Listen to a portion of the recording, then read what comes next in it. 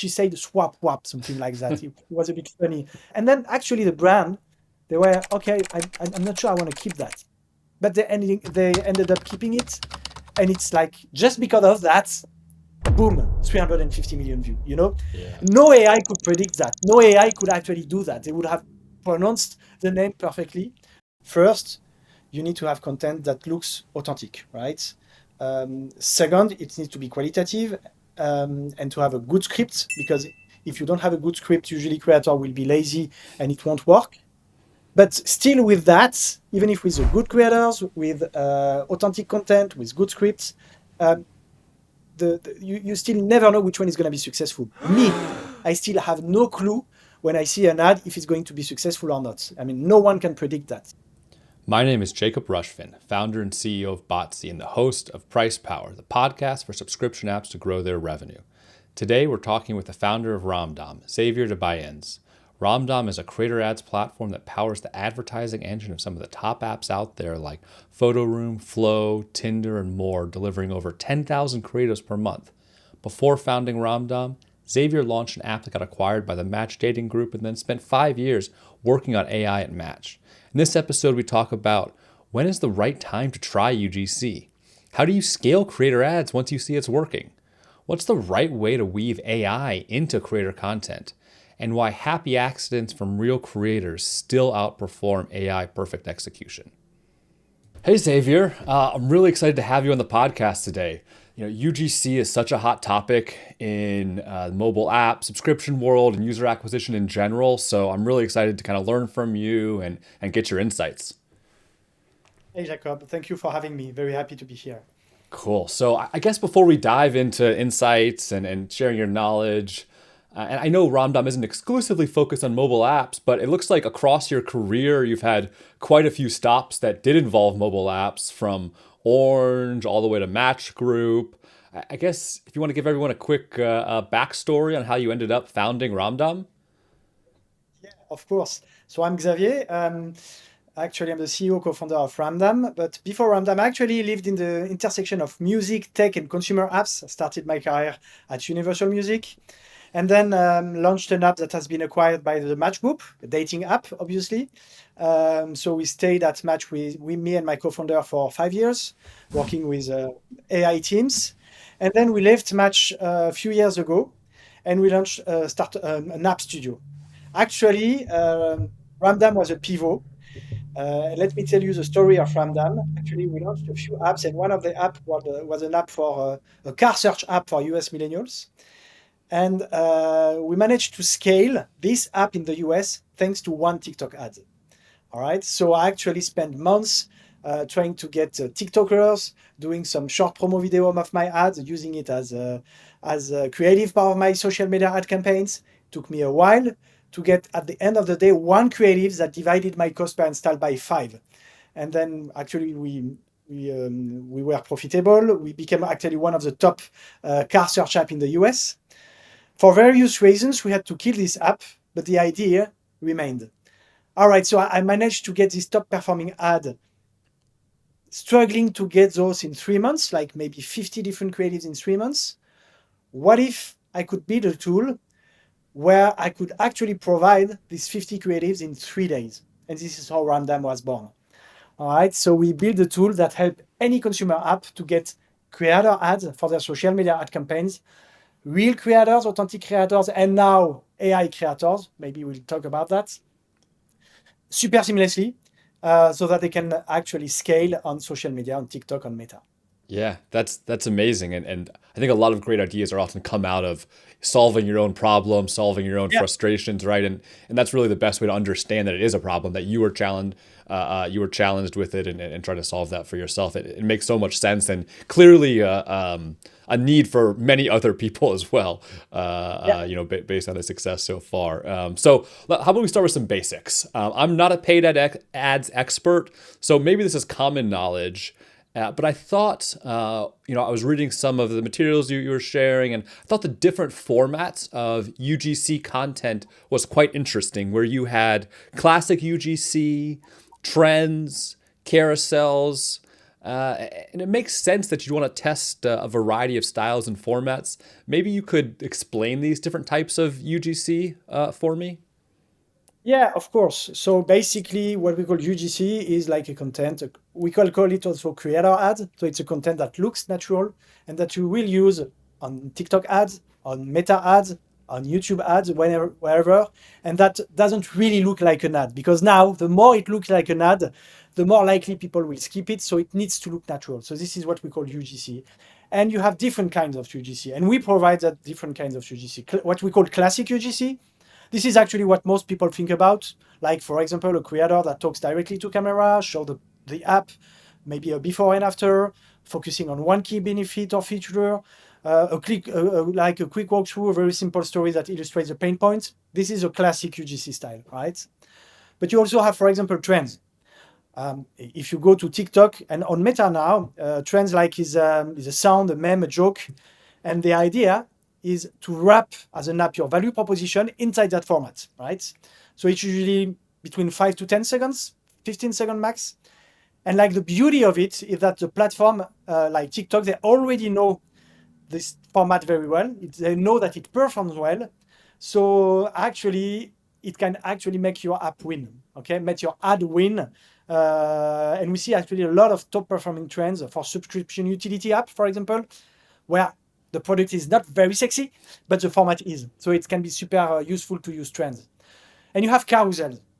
So carousels is a very unknown in a way features, especially for TikTok, even for Meta. It's like, for example, for dating ads, we see is where we see the most top performing ads are from carousel. So it's a slideshow carousel.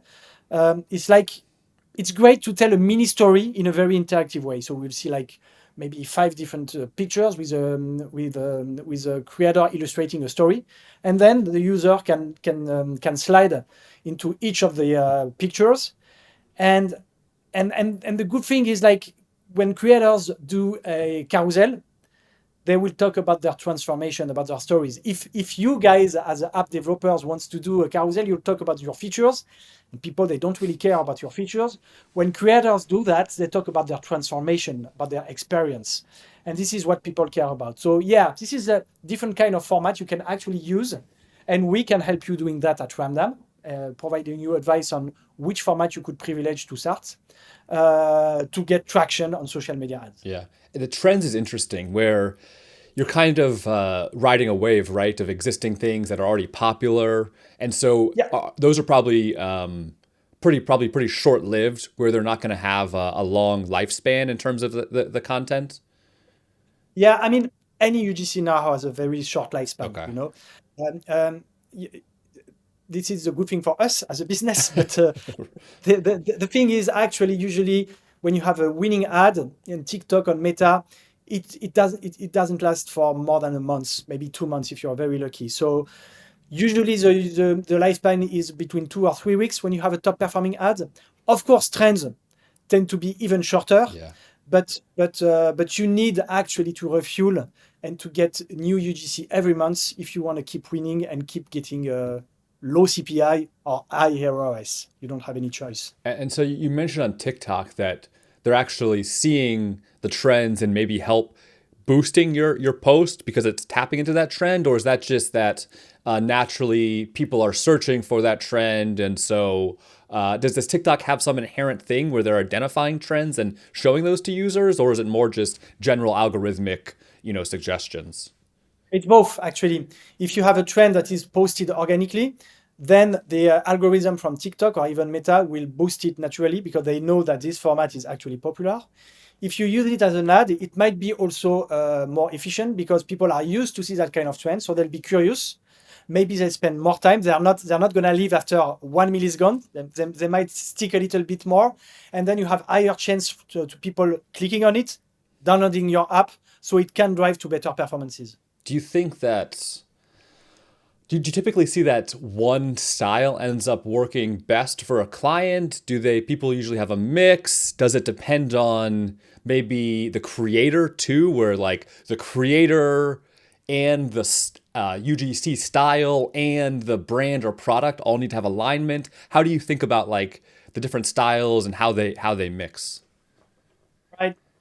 I mean, it's always a matter of diversity and volume. Okay, volume always win. So you should never stick to one specific angle, one specific kind of creator. The idea is I mean, some briefs works better on TikTok than Meta, obviously.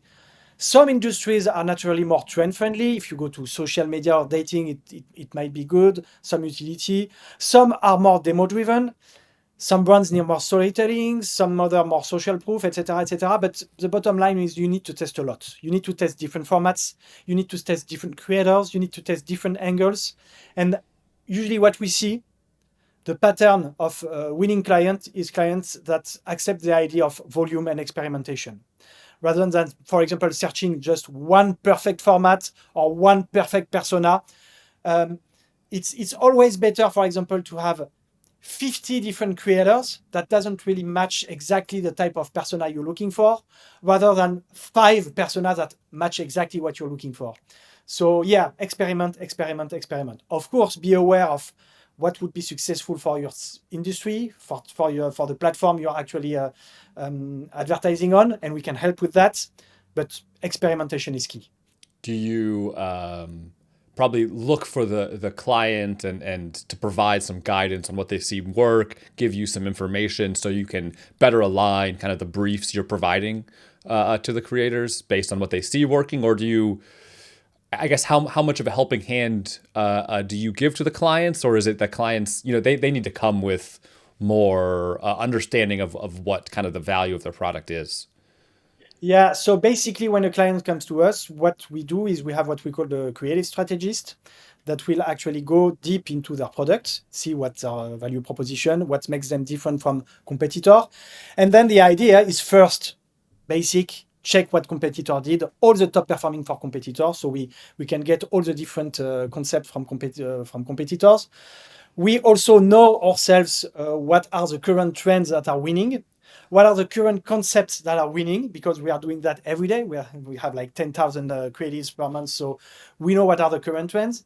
Um, and then so we use AI obviously to source all the winning ads from competitor, etc. But at the end of the day, you need the human brain from a creative strategist that come up with 5 perfect briefs, depending of course on your platform. If you want to advertise on TikTok, it's going to be it's going to be slightly different than if you advertise on Meta.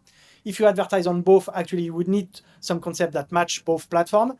But based on that, you need to come up with maybe 5 different briefs and having different video and creators for each of these briefs. Got it. Got So you it. can have some trends, you can have some classic UGC, some carousel. um, yeah. Yeah. So it sounds like generally the UGC creative process follows like a similar format to other ad creative processes where you start with a variety of options, hone in on which ones are performing, find your kind of champions, and then try to iterate and double down on kind of your creative champions. Is that right? 100%. It's exactly the way it works. You start very broad. Exactly. So you will test many different concepts with many different creators, with many different formats, and then um, you will have enough volume, and then you will get signal, because maybe some briefs won't work at all, so we'll forget about it, and then you'll see some briefs that will be more successful, and then you will iterate on this brief, and then double down on some briefs, and double down on some kind of creators, some kind of tones, etc., etc. So yeah, start broad, get signals, and then dig into some winning formats. How many creators does someone need to start with to kind of narrow down and kind of have a better chance of finding a winner?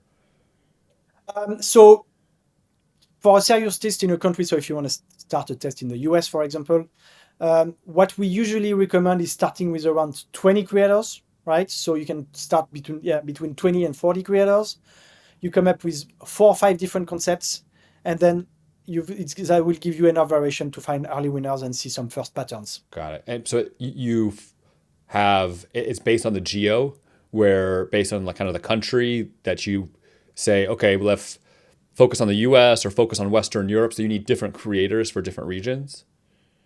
Yeah, so usually our clients, they usually starting with the US market first, and Yeah. then they expand to for Europe, for example, or Latin America.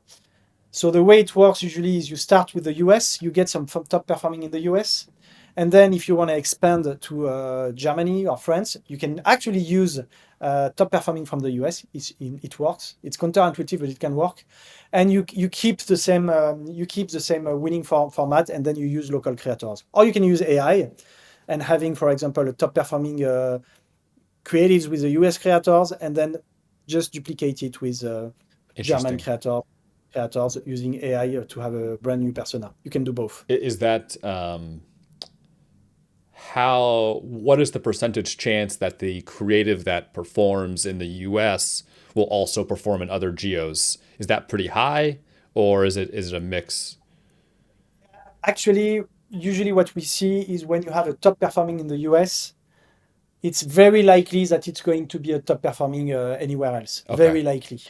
Very, very likely. So this is why we always recommend our clients to start, I mean, unless they are not targeting the US market, but it's very rare, um, to focus on the US market first, get some winners, and then once you have that, you can expand to other countries. And so really you need the new creative because you're putting in a different language where it's you need a Yes and French no. person for the French market to feel natural.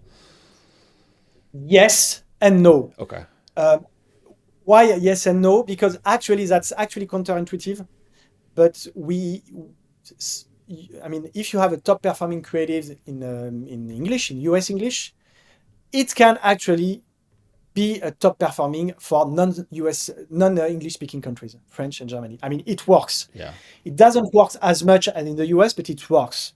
So so you can use actually the original ad. For better result, what we recommend is getting also these same creatives with local creators, with French creators if you're targeting the French market. But my advice would be do both. Yeah. Test the English speaking ads, but also use local creators or use AI to get creatives in local language. Do you think of the, let's say, English UGC in the French market and French UGC in the French market as like different placements where you have, audience network and you have Facebook feed where potentially the different creators reach different people and so you have like different reach, or is it just that sometimes it works, sometimes it doesn't? Yeah, no, it's a good question, especially with Meta. They launched Andromeda recently, Hmm. and the diversity of creators is key. So, for example, if you launch a campaign, so let's say you're launching 20 different creatives. If you get 20 different creatives by, let's say, two or three creators, or maybe or only one creator, Meta or even TikTok, they will consider that it's almost the same ad. Okay, so they will not reach out to new audiences. So it's super, super important to have a diversity of creators. The more diverse your creators base is, the more likely you reach out to new customers. So it's very, very important to have many, many different creators. And this is how we can help because we usually provide one creatives for one creator, and we have like 50K active creators globally, including 25K in the US. So you can get many different faces to promote your app super seamlessly. Also with AI now, you can define any persona you like. That makes it even easier to multiply the incarnation that will talk about your app. Got it. Got it. That makes sense. That makes sense. So we start with 20 to 40. How many do you usually end up with? Based on that performance, what do you usually see? So just first a number, you need to know that it's completely okay. Like an ad that doesn't perform is pretty normal. So usually Yeah. the success rate is around maybe 5%, something like that.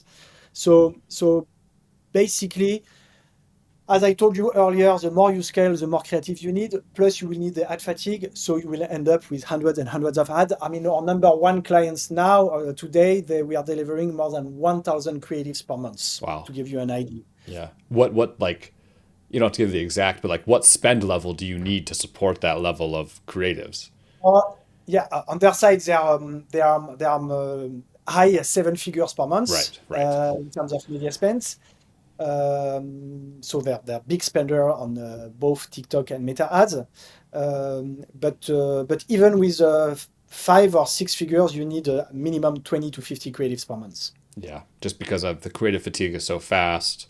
Okay. Yeah, and not all Yeah, of it and performs. yeah, it's basically a game of numbers. You know, Yeah, so you have rules to make sure that your ad is going to be successful. First, you need to have content that looks authentic, right? Second, it needs to be qualitative and to have a good script because if you don't have a good script, usually creator will be lazy and it won't work. But still, with that, even if with the good creators, with authentic content, with good scripts, um, you still never know which one is going to be successful. Me, I still have no clue when I see an ad if it's going to be successful or not. I mean, no one can predict that. It's very similar to the music industry actually. It's impossible to predict which one is going to be a single, but maybe 5% of them or even less will take all the money, capture all the budgets, and the other one will only be here to actually provide signals. Uh, yeah, so yeah, it's a fascinating industry. yeah. Well, in the music industry, there's some ways to kind of engineer hits where I can't bribe Facebook play my to play my ad more. But yeah, I understand what you're saying. I understand what you're saying. So on that note, in terms of like styles and formats, like once you find a style that performs, do you tell creators, okay, this is what works, go create more of this? Because there's also some that you know it has to be authentic, or so do you have to still give creators kind of the freedom to try new things? How do you think about that? That balance between authenticity, but you also know this style works, so you want them to create something like that. Yeah, very good question. So first, it's very important when you provide a brief, usually not being too strict. If you don't know the winning formats, when you do a brief, not being too strict and not being too loose. Because if you're too loose, the creator will be lazy and then it won't work. If you're too strict, you don't leave room for what we call happy accidents and creativity. And usually top performing come from a happy accident and creativity. Now, let's say you have a winning format, all right? Yeah, you have a winning concept. You absolutely need to do what we call a replicate campaign. And you have actually 2 ways to do it. You can, for example, give like pretty broad concept with app specific guidelines, and then you let creators interpret them in their own style. Okay. Or you can give very specific concept based, very specific concepts and ask creators to replicate a winning angular structure. All right. And some of our best performing campaigns are replicate campaigns. Mm. So they take a winning structure and they ask creators to recreate in their own words, but they need to recreate in their own word. So they shouldn't actually uh, replicate word by word. The backbone would stay similar, same hook, same narratives, maybe same call to action, but the faces, the energy, all the nuances will change. And usually this is how you get top performing with real creators. Now, if you want to have the exact same structure, the exact same word, you also can. But my advice would be use AI to do that. Mm. Because if you ask a creator to stick to a very, very specific script, usually it's not natural. Usually it won't work. Yeah. So it sounds like early on, you need to give maybe more broad guidance and less structure to figure out the winning ad concepts, kind of Yeah, help this the creative process happen, have some happy accidents happen that to learn, okay, oh wow, that creator did something unique there and that really worked. They worded something a certain way. And so early on it's about kind of more exploration of figuring out what concept. And then once you figured out the concept, give a little more structure, but still like it has to feel authentic. Yeah. yeah, exactly. Absolutely. 100%. Yeah, and so you can talk about different styles a little bit. What do you see the differences or nuances between different ad platforms and how kind of things styles change or performance differs by style? Yeah. So first, the main playgrounds for us are TikTok and Meta. Yeah, Of course, we're working with YouTube, Snap, but really the two main playgrounds are TikTok and Meta. And even if we are talking about what we call the TikTokization of social media, so if you look at, for example, Meta Reels, it's very similar to TikTok. So it tends to be sort of similar, but they still behave a bit differently. For example, on TikTok, two things overperform very often. First, very short video, like I told you earlier about trends, but around 10 seconds, no app demo, no CTA, very organic, very raw, just maybe a strong relatable hook, good watch rate, very important, a trending sound, because sound is very important on TikTok. And this can get a huge reach while looking super simple. Also, I told you earlier on TikTok, many advertisers ignore it, but carousels. Yeah. It can perform extremely well, and especially when the caption and slides tells a personal story. So this is TikTok. On Meta, I mean, you still have carousel and you start having some top performing with trends, but the winning pattern is usually clearer, more structured narratives, product demo. The sweet spot would be a bit longer, like maybe between 15 and 30 seconds, maybe where the creators walk around some use case, show the product, reinforce the value in a very direct way. So yeah, I would say those are the main differences between TikTok and Meta. But you can have still some top performing ads on TikTok that performs on Meta and vice versa, obviously. Yeah. And across all platforms, the same rule apply. The recipe for success is volume, volume, volume. You need to test a lot of creators, a lot of concepts, a lot of video, and then the data will tell you which one is going to be successful and which one you should replicate. So on volume, volume is hard if you don't have enough budget. Do you see that there's a starting point, like on a minimum spend, maybe not just with maybe not specific to Ramdam, but for an advertiser to see success with UGC generally, do you say, hey, like this is probably not the first thing you test. This is the second or third once you've reached a little scale, or how do you think about when it's the right time? Yeah, so let's say you're a subscription app, you're very big using, I don't know, Google, for example, and you want to go on social media, right? Okay, I want to scale on social media. So first, my advice would be focus on one. Only TikTok or only Meta. Okay. Don't try to do both when you want to start. Try to focus on only one platform. And if you want to focus on Meta, for example, my advice would be, as I told you, start with a minimum of 20 creatives from 20 creators. Just focus, obviously, on one country, for example, the US market. And the minimum spend for 1 month would be, I say, between 20 and 50K just for the first month. Below that, you would not have enough data, enough signal to see if you actually can scale using this network. Yeah, I mean, it's probably similar to just other types of advertising too, where I think the minimum spend you need to learn what Yeah, works on Meta has gone up over the years because of ad cost, but also because of signal loss, and so that's probably aligns pretty closely with just like how you should think about budgets in general for Meta.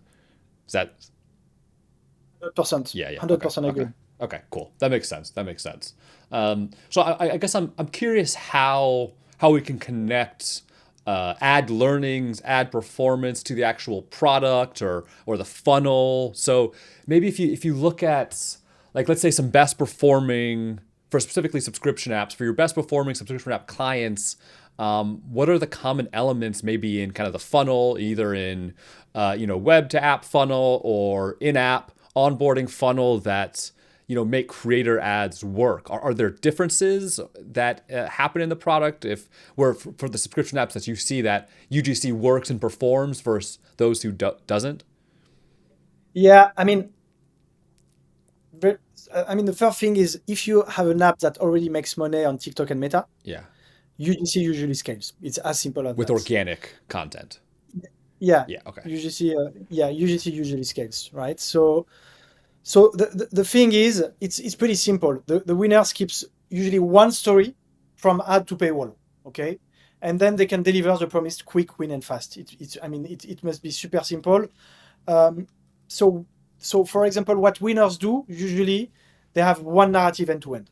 For example, if the ad promise is like sleep better in 7 minutes, it should be like the same thing in the landing, in the store page, in the onboarding, in the ad. and you need to repeat the promise and show the same hero feature immediately at any touch points. Usually what we see. Where UGC underperforms usually is when the product needs longer technical demos. Like you think like heavy utilities like PDF, heavy utilities app, or some games also. Some of them you cannot crack it using social media, and they often scale better, for example, on Google, on Applovin with deeper walkthrough. Gotcha. And I imagine there's some level of emotional connection in the product. If you have an emotional connection in the product, that probably performs better because this UGC content is coming from a person, and inherently there's some emotional hook that kind of gets people in. And I guess that's generally, when I'm thinking about it, aligns with what works on social media in general, like you're saying, where you're if you think about the behavior, someone is scrolling, they don't have high intent of trying to do something, and so you need to have a product that can be valuable, for most people, where it can be interesting and they can substitute it where it's entertainment almost. There's some substitute for scrolling Facebook, for looking at YouTube, for looking at TikTok, where it can fill that time versus, like you're saying, a product that needs higher intent, where someone is searching for a solution, they want a solution to solve that problem. Yeah, does that sound right? Yeah, completely right. Yeah. I completely agree with you on that. Yeah. And so do you see teams learn from the UGC content, like based on what works, where you were saying that you test a bunch of creative, you might have some creative breakthrough, some happy accident where you see some hook works. Do you ever see teams take learnings from those and then bring them into the Yeah, product?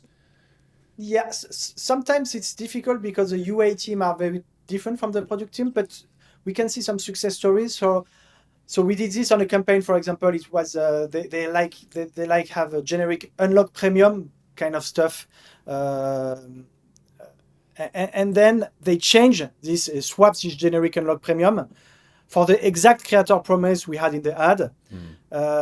They just kept one rating line and a clean 7-day trial, nothing fancy, but actually trial and subs moved thanks to this change from it was like a super top performing ad that took all the budget. Yeah. So you have some examples where actually products and tech team take inspiration from winning ads, and it actually works because it's completely consistent from ad to payments. Yeah, I've seen that. I've seen it go both ways, where not with UGC, but other types of ads, where I think I was working for a meditation app, and they saw that anxiety-focused ads performed best, and we tried adding more anxiety copy to the onboarding flow, and it just, people didn't care. Where there's something about, like, I guess sometimes it works, sometimes it doesn't. There's something about, once people are in the product, they kind of forget everything else. You see an ad and it's kind of just like, it's like a subject line in the email. Once you open the email, you don't remember what the subject line was. Now you're focused on this. And so, like, there's some kind of disconnect where, as long as you get someone into the product, it doesn't really matter how you get them there. But maybe if you can take those learnings, it's a test. It's not a guarantee, though. Absolutely, absolutely. However, the thing is, you can have ads that are actually very good for CPI, so people will actually be attracted to click on the ad, eventually download the app, but you don't have the right promise. You don't have maybe the features that you have pushed in the ad is not the right one, and then you have a very very low actually install to trial or very low install to sub rates. So it's also very important, even if you forget about the subject, it's important that the subject and the ad match with what you want to sell, with what you want to actually, because if you're, for example, selling only the free features in the ad, then you might be very disappointed by the performance of your ad campaign in terms of ROS. So it's also very important to make sure that you measure actually that the UA team measure the ROS and not only the CPI. It's tricky to do that, though, now with if a bunch of different creatives and you're trying a bunch of different concepts to really hone in on the ones that drive trials. I guess you have to structure your ad campaigns correctly and make sure. Yes. So yeah, usually the way most of our clients do it is they have what they call test ad campaigns where they will Mm, only measure CPI, and then this is where they actually get quick winner. Okay, so for example, you put all your creatives in it, and then you will have some quick winner. You will and all these quick winner they go into your BAU or your scale campaigns, hmm. and on these scale campaigns you always have winner from the test and the original winners, and then you only measure here, for example, subscription rate or ROS, and this is where all the money goes. So you have winners because it's easier to measure quickly the CPI.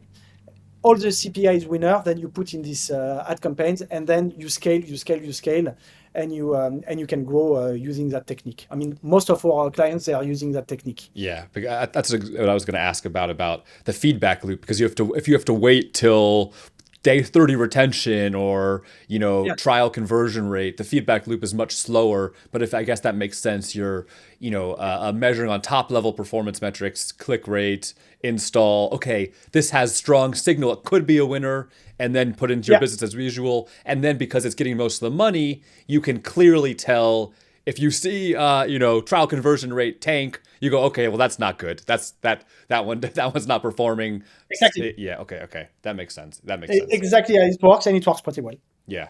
Okay. Cool. So we've touched upon it a little bit previously, but we can't escape it. We've got to talk about AI. Everybody is talking about it, and so you've mentioned replicating top performing creatives with AI. I also I think I saw that you're training models based on the AI videos to see which perform best and worst, and using that to predict which brief or style and which creator are likely to win for a specific client. I guess can you touch upon that first about how that process works of the learning signals and then trying to tailor styles and formats to creators? Yeah, sure. So as I told you earlier, if you want to be successful, it's super important to get volume. Okay, Yeah. volume of creatives. But of course, you need quality content at scale. Okay, it's a Q and Q, quality and quantity. So you can it's getting a lot of volume of crappy content is completely useless. And so to be able to scale this quality, you need AI. Why? So the way it works actually for us is whenever you launch a campaign, for example, like an app that will help you sleeping better, for example, um, the first thing is we will analyze the briefs that are likely to succeed, and we will match those briefs with thousands and thousands of creators in the US, for example, thousands of creators, and we will calculate a score based on the brief and the creators.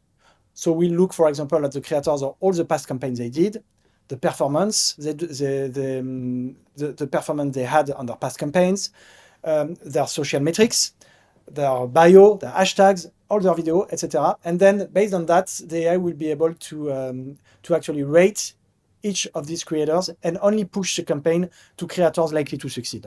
And only the AI can do that because no human would be able to analyze thousands and thousands of creators, each of them having hundreds and hundreds of past collaborations. All right. So the way we see it is having an AI algorithm that would match any campaigns, any brief with the top creators. And then what we also do is if you want to have like maybe 20 or maybe 100 creatives per month, the AI is also very good to analyze each video before it's sent to the clients and make sure that the video is actually aligned with the brief. Mm. So no one wastes their time with a video that didn't respect the safe zone, that didn't show the app in action, didn't put the right screencast. The AI is very good actually at analyzing everything. So AI for us is just a way to scale quality, and then increase considerably the chances of success of our client for real creators. Okay, Yeah. this is how we use AI for real creators. Yeah. But we're also using AI. Maybe you want to talk about that to generate content, and that's another story. Yeah. I do want to ask about that. I've one follow up question, kind of the briefs and kind of what you built. Are you using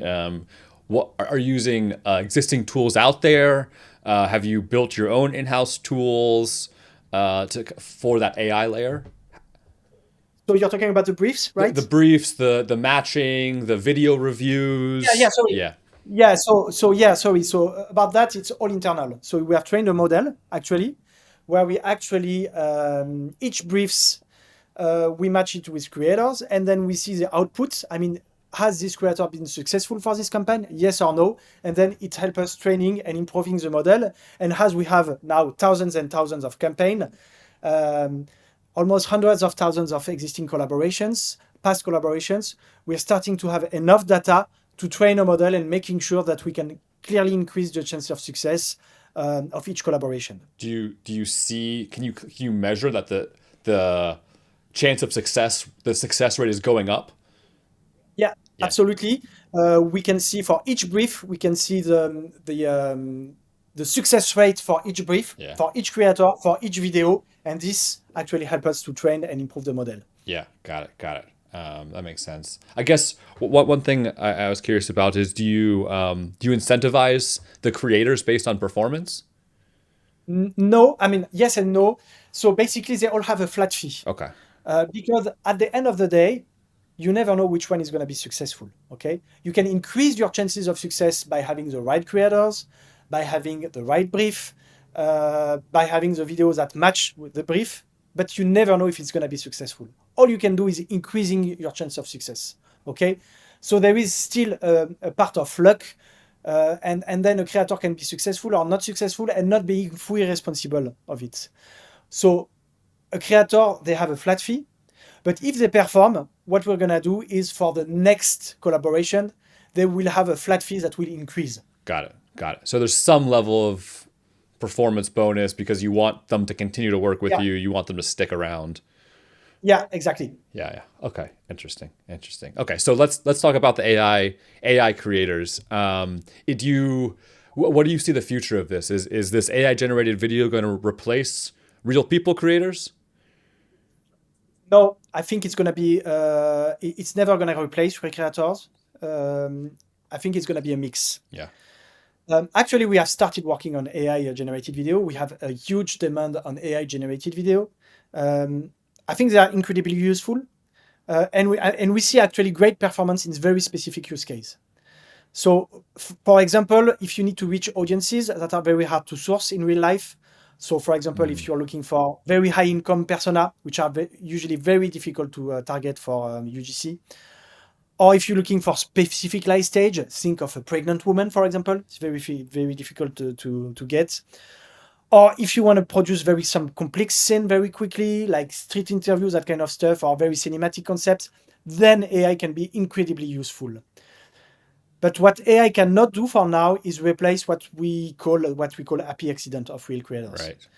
So when a real person actually tests your app, connects it to their own life, come up with a line or twist that nobody in a marketing team would have ever written, this is where actually the magic comes from. So, for example, I have this.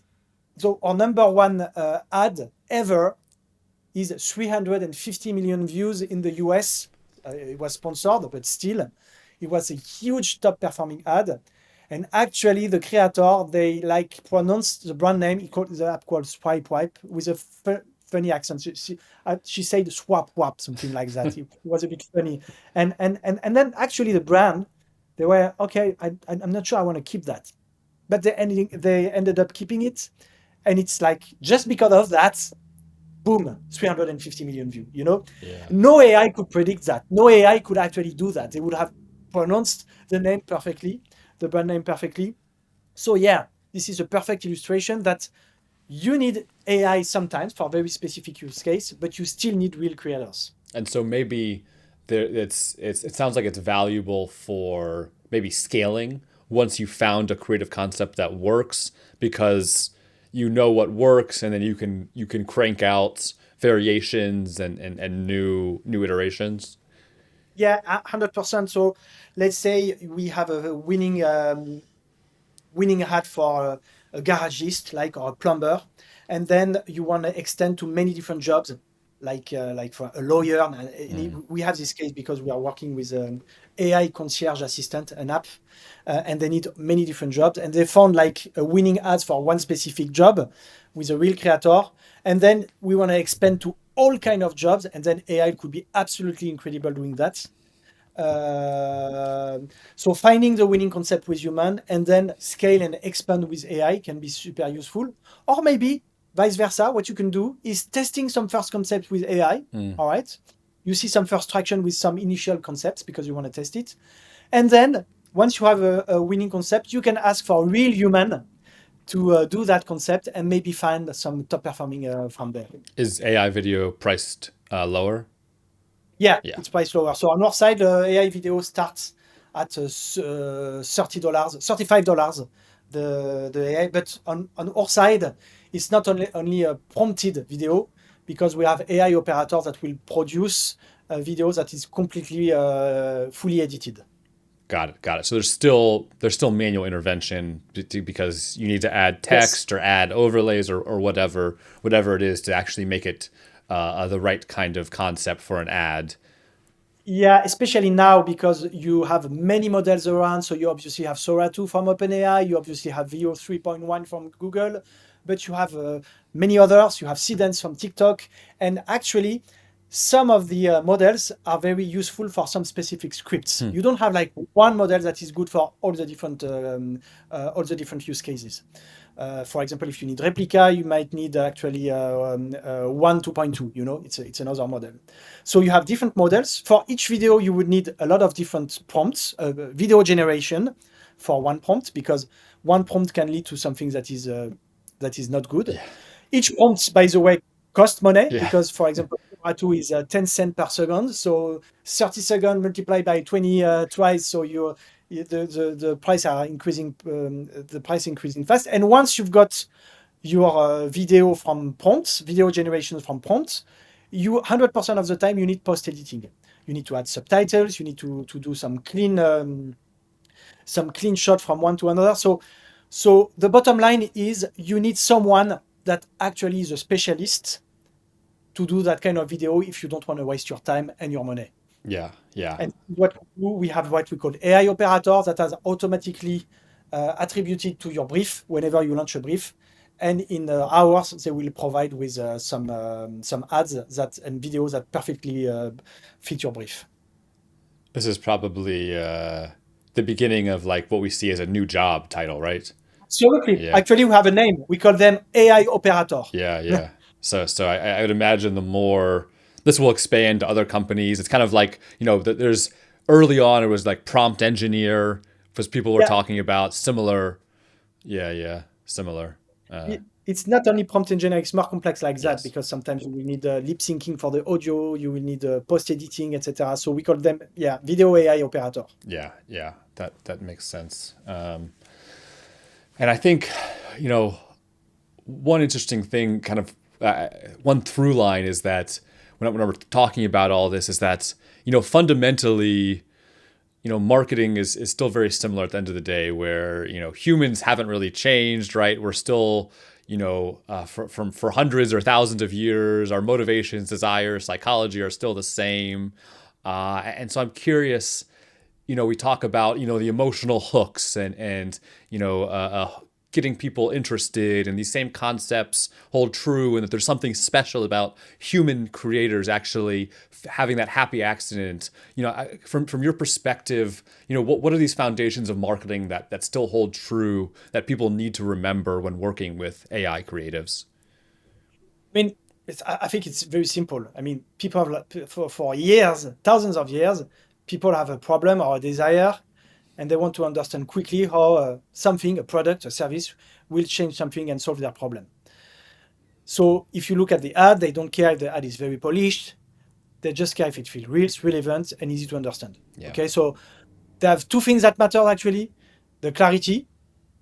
You need to show very clearly how your app solve one specific problem, not 10, just one. The clearer the problem is, the easier it's for the viewer to project themselves. And number two is authenticity. The ad really should look and feel like the content you see between two ads. Same tone, same type of person, same environment. If it screams ad, people will scroll basically. So yeah, just basically in a very authentic way, explain how a product can solve a problem. As easy as that. Yeah, I think we often forget that's what your business is. You're solving problems for people. Don't forget that's the whole core of it. What you're doing Yeah, is solve a problem, and usually just one problem is enough. Don't yeah, overcomplicate things. Focus, focus, exactly. focus. Yeah, yeah, Yeah. it makes sense. I'm curious. I like asking, this type of question, but like, what's one counterintuitive thing you've learned over the last few years helping companies run, UGC creative? Something that's, you're surprised you, I guess. Yeah, so I told you earlier, but the thing that actually surprised me a lot is you have a lot of US English ads that can perform outside the US, Yeah. even in non-US speaking, in non-US. I would never have bet on that, but I mean, it's a case.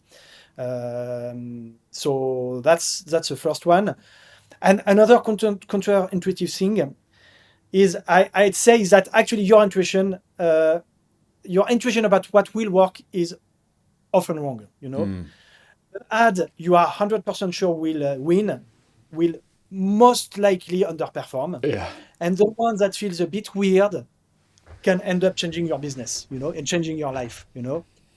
So I told you about the swipe wipe, the swipe thing that the client wanted to reject the video because the name of the brand wasn't pronounced correctly.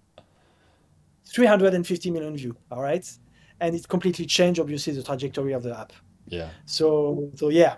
I think that's, on that point, that's something people should remember, that literally one top performing ad can change your whole business. Where Yeah. it's not linear, there's not slow progress, but Yeah. like, No, it's multiple orders of magnitude difference can yeah. yeah. It's 0 to 1, 0 or 1. This is why it's very similar to the music industry. It's a Yeah, hit yeah, like a yeah. one thing. It's it's whereas it takes all the money, all the attention, or it doesn't exist. Yeah, yeah. It's so fascinating where, I've worked most of my career on kind of the post acquisition monetization side.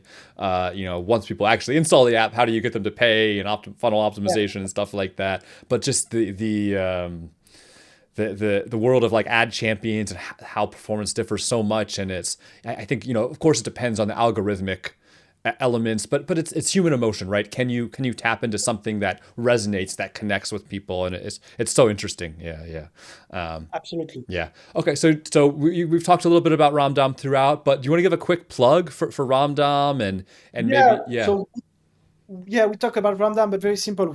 We help subscription apps and consumer apps scale creator ads on TikTok and Meta. Okay, Yeah. so we work with leaders in their category. We work with Tinder. We work with PhotoRoom. We work with Flow. So most of the leader in their category. And our sweet spot is apps that already invest in paid social and that want to scale without turning their internal team into a content factory. So we're Hmm. kind of a creative wingman.